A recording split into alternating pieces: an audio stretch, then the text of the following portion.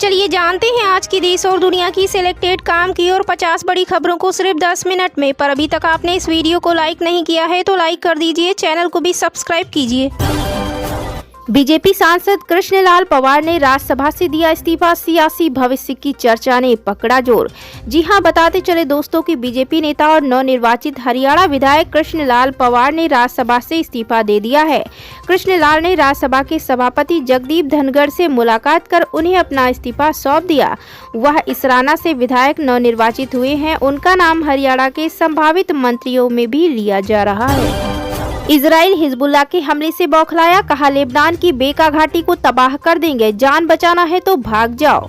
Israel की सेना ने सोमवार को चेतावनी जारी है कि वह लेबनान की बेका घाटी में हमला करने वाली है। आरोप है कि वहां हिजबुल्लाह हथियार जमा कर रहा है। उसने नागरिकों से वहां से हटने की अपील की है। वहीं बताते चले दोस्तों कि इजरायली रक्षा बलों के प्रवक्ता डैनियल हगारी ने दोपहर में एक प्रेस ब्रीफिंग के दौरान कहा, अपनी सुरक्षा के लिए उन घरों से दूरी बनाए रखें जहां हथियार रखे गए हैं। उन्होंने कहा कि हमला अगले 2 घंटों के भीतर शुरू हो जाएगा। उन्होंने इस बारे में अधिक जानकारी नहीं दी। यह सोमवार को हगारी की ओर से दूसरी चेतावनी थी। बहराइच में आग के तांडव के बीच सपा सांसद अवधेश प्रसाद का बड़ा दावा, कहा 50,000 से जीतेंगे मिल्कीपुर। जी हां, बता दें दोस्तों, उत्तर प्रदेश के बहराइच में फैली सांप्रदायिक हिंसा के बीच सियासी गतिविधियां तेज हो गई हैं। समाजवादी पार्टी के नेता और सांसद अवधेश प्रसाद ने मिल्कीपुर विधानसभा उपचुनाव को लेकर एक बड़ा दावा किया है। उनके अनुसार इस बार मिल्कीपुर में समाजवादी पार्टी भारी जीत दर्ज करेगी और भारतीय जनता पार्टी को करारी हार का सामना करना पड़ेगा। उन्होंने यह भी दावा किया कि सपा के उम्मीदवार को 50,000 से अधिक वोटों से जीत मिलेगी, जो आगामी 2027 के विधानसभा चुनाव में पार्टी की स्थिति को और मजबूत करेगी। ऐश्वर्या राय और अभिषेक बच्चन का तलाक कंफर्म्ड, इस एक्ट्रेस से बड़ी नजदीकियां बनी दरार की वजह। अभिषेक बच्चन और ऐश्वर्या राय बच्चन के बीच संभावित अलगाव की खबरें तेजी से फैल रही हैं। रिपोर्टों के अनुसार ऐश्वर्या को पिछले कई महीनों से बच्चन परिवार के साथ सार्वजनिक रूप से नहीं देखा गया है। वहीं बताते चले दोस्तों कि सोशल मीडिया प्लेटफॉर्म कुछ सूत्रों ने सनसनीखेज दावे किए हैं कि अभिषेक और अभिनेत्री निम्रत कौर के बीच कथित नजदीकियां विशेषकर फिल्म 10वीं के फिल्मांकन के दौरान उनके रिश्ते में तनाव का कारण हो सकती हैं। वहीं बता दें कि हालांकि इस दावों की पुष्टि या आधिकारिक बयान अभी तक बच्चन परिवार की ओर से नहीं आया है। महाराष्ट्र चुनाव में तारीखों के ऐलान से पहले बीजेपी की पहली लिस्ट फाइनल।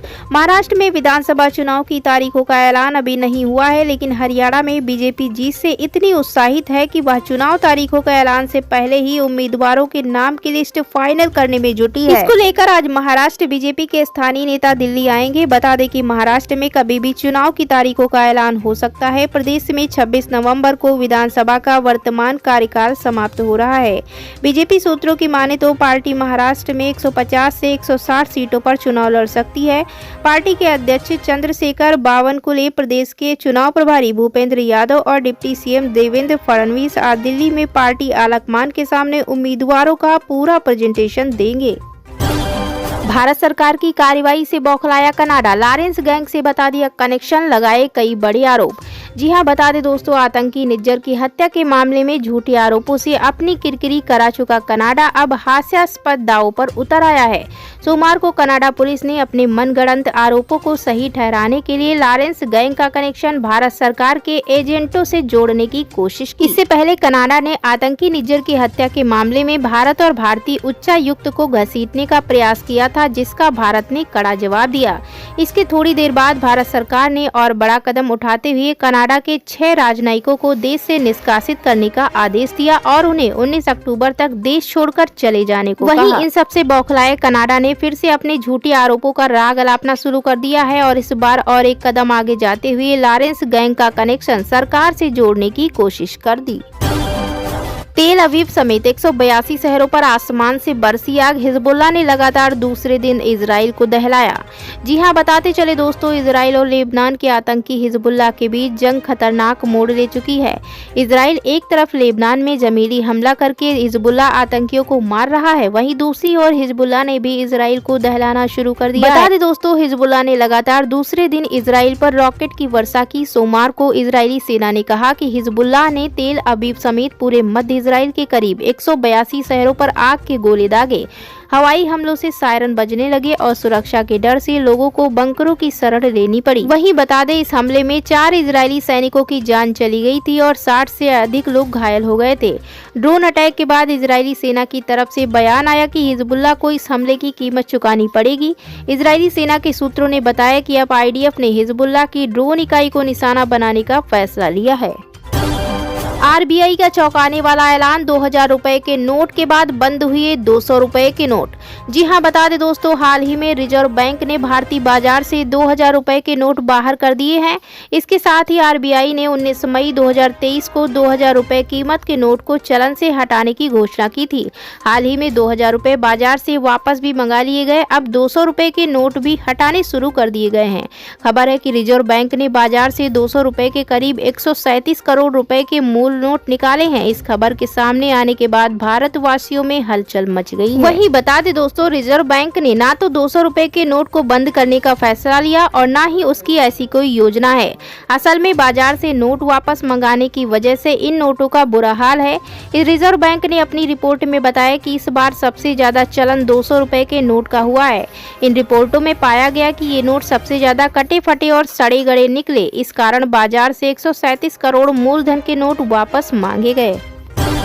बाबा सिद्दीकी की हत्या पर सियासत तेज, अखिलेश यादव ने अपनी जान को खतरा बताया। बताते चले दोस्तों, एनसीपी के वरिष्ठ बाबा सिद्दीकी की हत्या के बाद सियासत लगातार जारी है। तमाम राजनीतिक दलों की ओर से लगातार बयानबाजी जारी है। राज्य में कानून व्यवस्था को लेकर बड़े सवाल उठ रहे हैं। इस बीच अखिलेश यादव ने इन मुद्दों पर अपनी प्रतिक्रिया दी है। आपकी जानकारी के लिए बता दें, अखिलेश यादव ने कहा, पूर्व मंत्री बाबा सिद्दीकी की हत्या पर कहा कि जब Z+Y+ सुरक्षा में हत्या हो रही है तो अब तो कहीं पर खड़े होकर गाड़ी का दरवाजा खोलने पर भी डर लग रहा है। लाखों की भीड़ उनके कार्यक्रम में आती है, ऐसे में उनकी जान को भी खतरा बढ़ रहा है। अब उनका यह बयान बहुत चर्चा में है। बीजेपी को तेलंगाना में लगा झटका, ओवैसी को टक्कर देने वाली माधवी लता गिरफ्तार। जी हां, बता दें दोस्तों, दुर्गा पूजा के विसर्जन के बाद देश की कई जगहों से बुरी खबर सामने आ रही है। बहराइच के बाद अब तेलंगाना के सिकंदराबाद में भी विरोध प्रदर्शन शुरू हो गया। मंदिर में तोड़फोड़ के खिलाफ धरना दे रहे लोगों में बीजेपी नेता माधवी लता भी शामिल थी। तेलंगाना पुलिस ने एक्शन लेते हुए माधवी लता को गिरफ्तार कर लिया है। माधवी लता की गिरफ्तारी के बाद मामला और भी ज्यादा गंभीर हो गया है। उनके समर्थकों ने सिकंदराबाद में हंगामा शुरू कर दिया है। सिकंदराबाद के मुथ्यालम्मा मंदिर में कथित तौर पर तोड़फोड़ का मामला सामने आया है। कई लोगों का आरोप है कि अज्ञात शख्स ने मंदिर में घुसकर पवित्र मूर्ति को खंडित कर दिया है। आरोपी ने मंदिर को भी अपवित्र किया है। स्थानीय लोगों को जब इसकी भनक लगी तो उन्होंने आरोपी को पकड़कर पुलिस के सामने हवाले कर दिया। यह मामला पूरे इलाके में आग की तरह फैल गया। कई लोगों ने इस घटना के खिलाफ धरना प्रदर्शन शुरू किया। धरना देने वाले लोगों में बीजेपी नेता माधवी लता भी मौजूद थी। वहीं बता दें कि केंद्रीय मंत्री और तेलंगाना के बीजेपी अध्यक्ष जी किशन रेड्डी ने मंदिर का दौरा करते हुए प्रदर्शनकारियों से बात की। उन्होंने इस घटना को शर्मनाक बताया है। केंद्रीय मंत्री का कहना है कि कुछ लोग जानबूझकर सामुदायिक मतभेद बढ़ाना चाहते हैं। योगी सरकार के फैसले पर सुप्रीम कोर्ट की मुहर, आजम खान को लगा बड़ा झटका, CJI ने लगाई फटकार। जी हां, बता दें दोस्तों, उच्चतम न्यायालय ने उत्तर प्रदेश के रामपुर जिले में समाजवादी पार्टी यानी सपा के नेता आजम खान की अध्यक्षता वाले न्यास द्वारा संचालित मौलाना मोहम्मद अली जौहर विश्वविद्यालय की भूमि लीज रद्द करने को चुनौती देने वाली याचिका को सोमवार को खारिज कर दिया। बता दें कि प्रधान न्यायाधीश DY चंद्रचूड़, न्यायमूर्ति JB पादरीवाला और न्यायमूर्ति मनोज मिश्रा की पीठ ने इलाहाबाद उच्च न्यायालय के उस आदेश को बरकरार रखा। उच्च न्यायालय ने उत्तर प्रदेश सरकार द्वारा भूमि लीज रद्द किए जाने के खिलाफ मौलाना मोहम्मद अली जौहर ट्रस्ट की कार्यकारी समिति की याचिका खारिज कर दी थी। राज्य सरकार ने लीज शर्तों के उल्लंघन का हवाला देते हुए न्यास को आवंटित 3.24 एकड़ भूखंड का पट्टा रद्द कर दिया था। सरकार का कहना है कि यह भूमि मूल रूप से एक शोध संस्थान के लिए आवंटित की गई थी, लेकिन वहां एक स्कूल चलाया जा रहा था। हालांकि शीर्ष अदालत ने न्यास का प्रतिनिधित्व कर रहे वरिष्ठ अधिवक्ता कपिल सिब्बल की दलीलों का संज्ञान लिया और उत्तर प्रदेश सरकार से यह सुनिश्चित करने को कहा कि किसी भी बच्चे को उपयुक्त शैक्षणिक संस्थान में प्रवेश से वंचित न किया जाए। सिब्बल ने तर्क दिया कि 2023 में पट्टे को रद्द करने का निर्णय बिना कोई कारण बताए लिया गया था। उन्होंने कहा, अगर उन्होंने मुझे नोटिस जारी किया होता और कारण बताए होते तो मैं इसका जवाब दे सकता था। बता दें कि उच्च न्यायालय ने राज्य सरकार द्वारा भूमि पट्टे को रद्द करने के 18 मार्च के आदेश को चुनौती देने वाली न्यास की याचिका खारिज कर दी थी।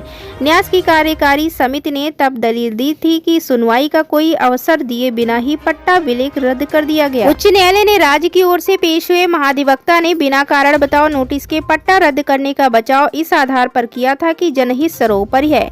यह दलील